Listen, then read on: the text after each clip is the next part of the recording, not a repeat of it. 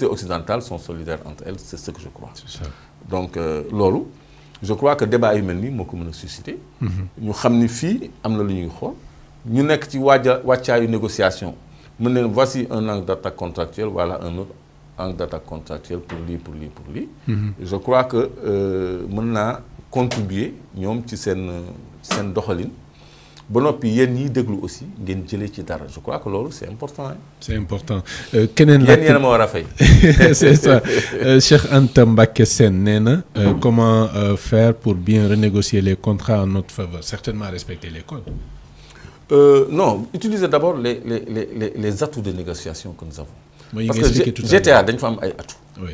Atouts, c'est contractuel. On est en ingénierie contractuelle.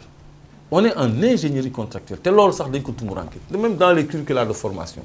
Tu ressources humaines, nous sommes là. Ingénierie contractuelle, parce que nous avons fait des cabinets étrangers. Des milliards, ou des pourcentages sur des chiffres faramineux pour faire de l'ingénierie contractuelle. Droit minier, les spécialistes en droit minier, si, tu dois être d'abord spécialiste en droit minier, spécialisé en contrat minier et contrat pétrolier. Parce que si tu as une spécificité, avec une réalité. Donc, il faut que nous naxé. Donc, il faut que nous défendre notre intérêt. Il y a une clause qui ça paraît anodin, ça peut paraître anodin. Mais, grille de partage de production pour Sangomar, je commenté sur la production restante, le profit oil. Jusqu'à 100 000 barils, on a 20%. Mais à 100 000 barils, on a 25%. Le plan de production déposé est de 100 000 barils. Avec un petit baril de plus, on a 5% de plus. Alors pourquoi en rester là? Mais fixons le plan de production à 101 000 barils ou 110 000 barils pour changer de tranche. C'est appelé à augmenter d'ailleurs. C'est appelé à augmenter, mais notre part, nous devons former les gens parce que si on a Cospetrogaz, tout le monde a institut de pétrole de France. Moustapha de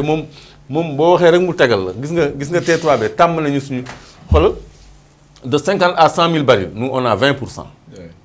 Mais de 100 000 barils à 150 000 barils, c'est-à-dire à partir de 100 000 barils 1, on a 25%.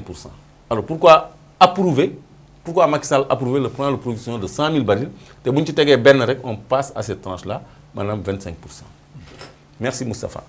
Donc, il y a des choses qui sont pour nga gis ci sa bopp. Donc li ñu mën a renégocier bëri na trop.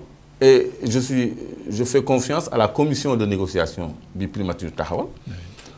Je crois que ñu ngi ñuy déglu et puis ñoom ñoo ñu gën a xam affaire yi parce que ñoom ñu ngi ci. Ils ont des informations que nous n'avons pas parce que ñoom ils ont l'accès aux données. Ils ont ce que je rêve de détenir, de voir, c'est le registre des hydrocarbures. Tu sais, au sein du ministère de l'énergie et du pétrole, il y a ce qu'on appelle le registre des hydrocarbures. C'est le chrono des hydrocarbures. C'est la mémoire de tout ce qui se fait en matière d'hydrocarbures. De la prospection à la recherche. Tous les détails y sont. Les contrats, les avenants, les détails. Tout est consigné là-bas. Ce registre-là, vraiment, est-ce que nous pouvons mettre à la disposition du public? Parce que l'accès à l'information aussi, c'est un droit. Hein? Donc, je crois que je suis un journaliste, mais ça contribue à la transparence. Mais l'accès aux informations. Parce que c'est des choses, bon, direction de l'énergie, direction de l'énergie. Le directeur de l'énergie, s'il veut bien m'inviter là-bas, moi, et puis, il y a des enfants, D'accord. En dehors du direct, je reçois une question anonyme. Oui. Mouné, que peut-on comprendre de la carte à 1 milliard? Mais tes gars, il y a un spécialiste qui est déglou. Bon, celui-là, c'est un initié. Que pouvons-nous comprendre par la carte à 1 milliard? Oui.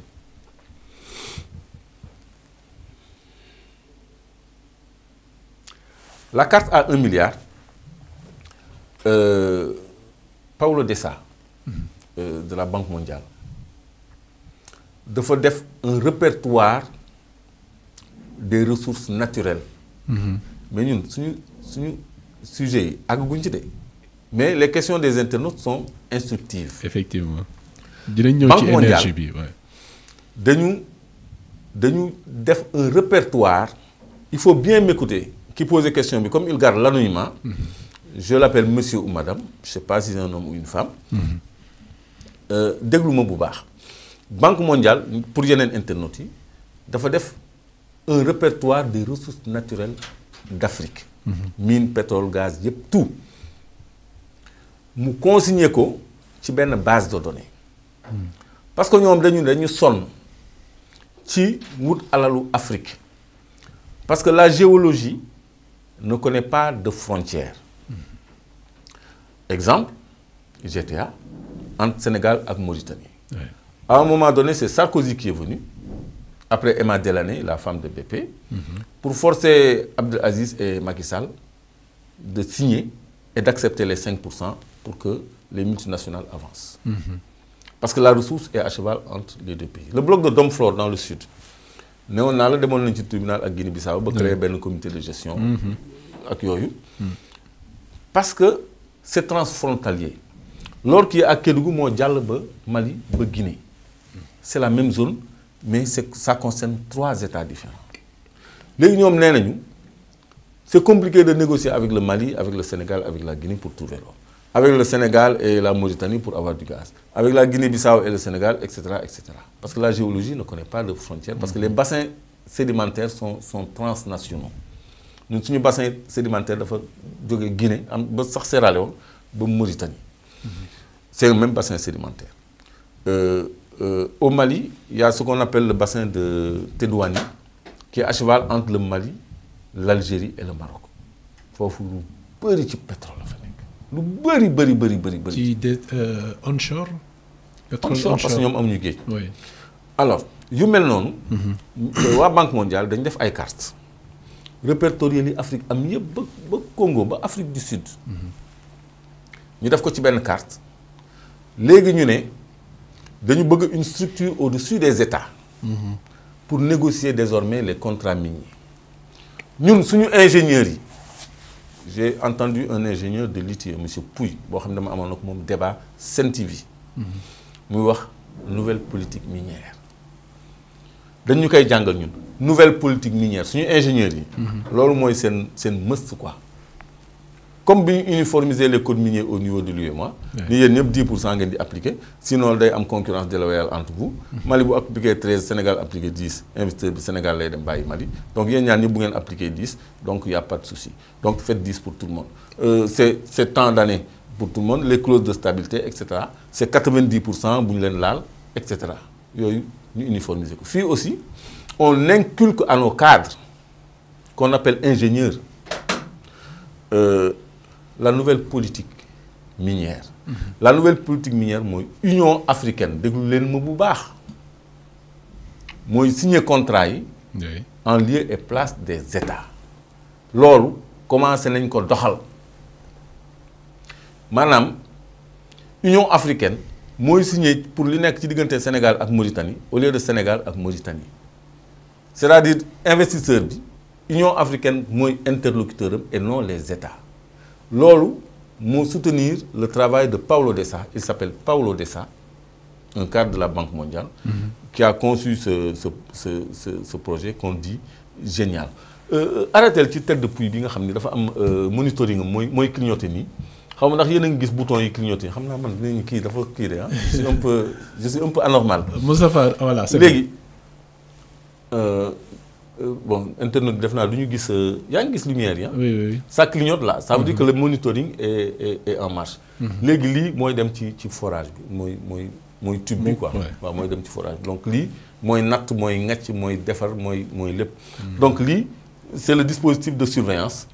Les caméras, là, avec projecteur. Moi, je suis un monitoring sur un écran. Donc, je disais quoi? Paulo Dessa, la Banque mondiale, nous avons désormais, c'est-à-dire que nous avons une structure supranationale pour négocier les contrats miniers. Lors aussi, le plan de dépopulation, l'Afrique sans les Africains, mais avec les richesses d'Afrique, nous avons un programme de Bill Gates également. C'est en concordance mais ñoom dañuy fàtte yàlla te dañuy fàtte ñun askan bi ñun peuple bi parce que tey jii bu dul woon peuple Sénégal Ousmane Sonko ak Diomaye duñu taxaw fii parce que c'était dans aucun calcul parce que l'ordre mondial établi dañ leen a dominer moo tax ce gouvernement là doit faire tout pour rester en phase avec le peuple parce que adhésion populaire boobu mooy dooleem parce que il est sous les assauts de certaines forces de cette nouvelle ordre mondiale justement. Donc voilà ma réponse sur la carte à 1 milliard. Donc à 1 milliard de dollars la ñu wax mais c'est le coût de l'étude. Oui. Mais en réalité c'est le repère